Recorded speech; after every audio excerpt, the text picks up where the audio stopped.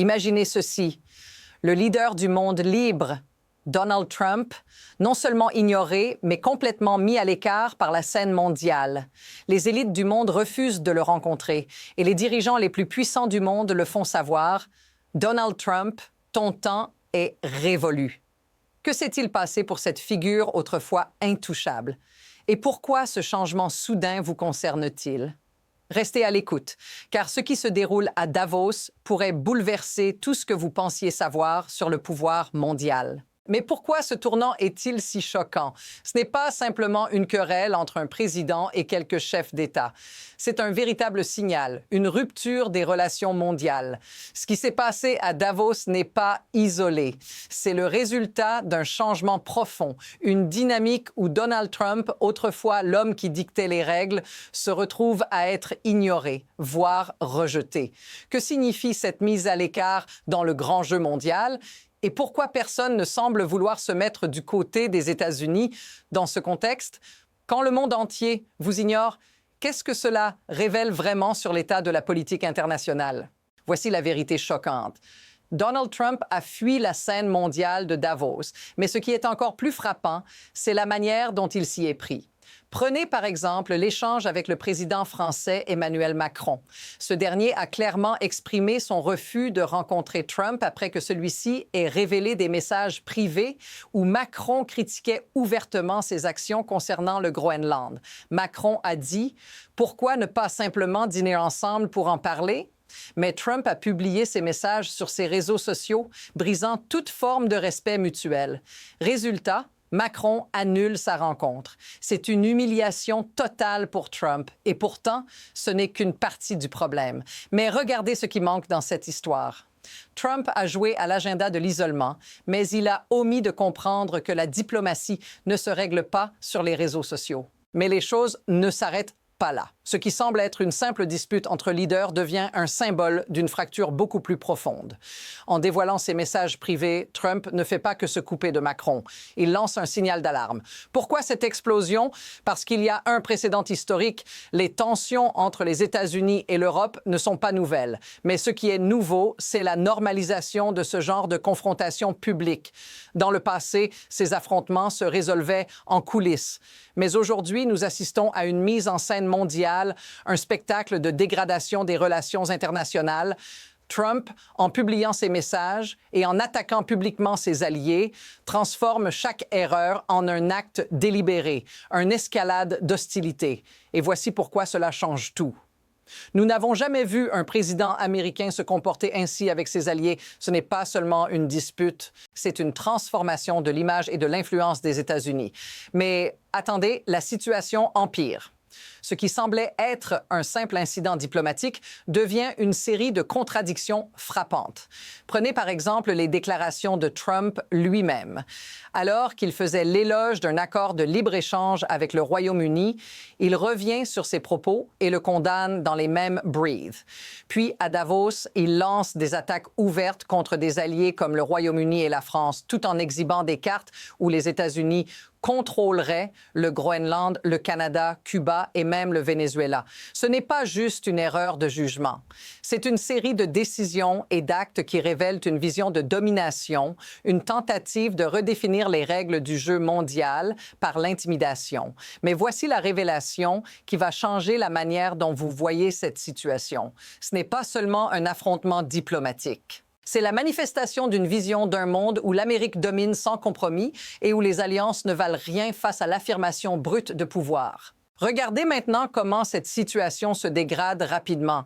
Ce n'est plus une simple question de diplomatie brisée. C'est un enchaînement de crises qui se superposent, chaque nouvelle décision alimentant le chaos. Tout d'abord, Trump attaque l'UE en affirmant qu'ils se soumettent à la Chine sans même se rendre compte de l'énormité de ses propos. Puis, les États-Unis menacent d'imposer des tarifs sur les exportations européennes. À côté, les dirigeants européens, eux, ne tardent pas à réagir.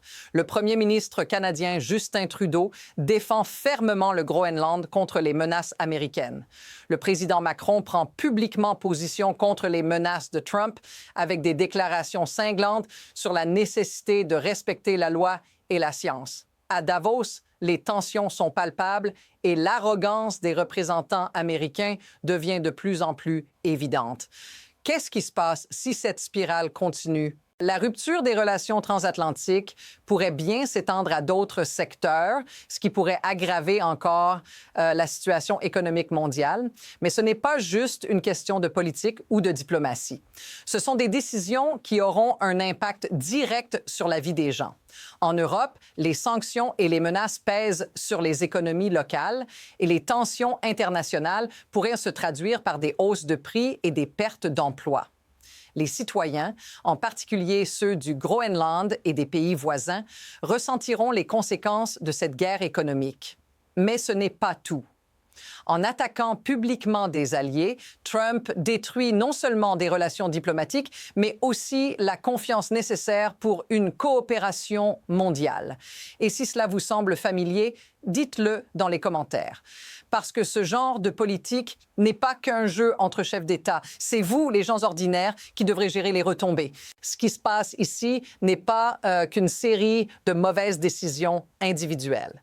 Ce qui est en jeu, c'est un système bien plus vaste où l'influence des États-Unis, le respect des alliances et même l'ordre mondial lui-même sont remis en question. Ce genre de comportement n'émerge pas du néant. Il est soutenu par des mécanismes bien plus profonds, le pouvoir économique, la stratégie de peur et une volonté de créer un spectacle global où la domination devient une sorte de spectacle. Le problème ici, c'est que Trump, en agissant de manière erratique, ne fait qu'exacerber des fractures systémiques plus profondes. Voilà la vérité qui dérange. Cette rupture avec les alliés ne sert qu'à renforcer la position de ceux qui cherchent à démanteler l'ordre mondial tel qu'il existe. Ce n'est pas seulement un problème de leadership, c'est une crise dans les fondements mêmes du système international. Alors, que se passera-t-il ensuite? Il y a deux chemins possibles, mais aucun n'offre de certitude. D'une part, on pourrait assister à une intensification de l'isolement des États-Unis sur la scène mondiale. Des pays comme le Canada et la France pourraient renforcer leurs alliances, en particulier au sein de l'UE, et chercher à former de nouveaux partenariats avec des puissances comme l'AIS, comme la Chine, une puissance économique grandissante.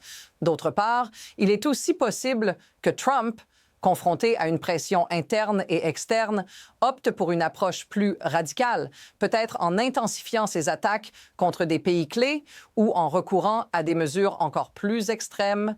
Mais là où les choses deviennent réellement incertaines, c'est dans l'alignement des États-Unis avec des forces économiques mondiales dont les répercussions pourraient être dévastatrices pour l'équilibre économique mondial. Ce qui est certain, c'est que les prochaines décisions vont définir un moment critique de l'histoire internationale. Au fond, tout ceci revient à une question cruciale. Qu'est-ce que le monde veut vraiment? Un retour à une forme de leadership fondée sur l'alliance et la coopération ou une ère où la puissance brute et l'isolement dictent les règles. Ce qui se passe aujourd'hui n'est pas seulement une crise pour Trump, c'est une remise en question de l'ordre mondial tel que nous le connaissions. Et voici la question que vous devez garder en tête. Ce qui se joue à Davos pourrait bien être l'étincelle qui marque un tournant irréversible dans les relations mondiales. Alors, qu'est-ce qui se cache derrière toute cette agitation? On vous en parle dès que possible. Pour continuer à suivre cette analyse, abonnez-vous maintenant.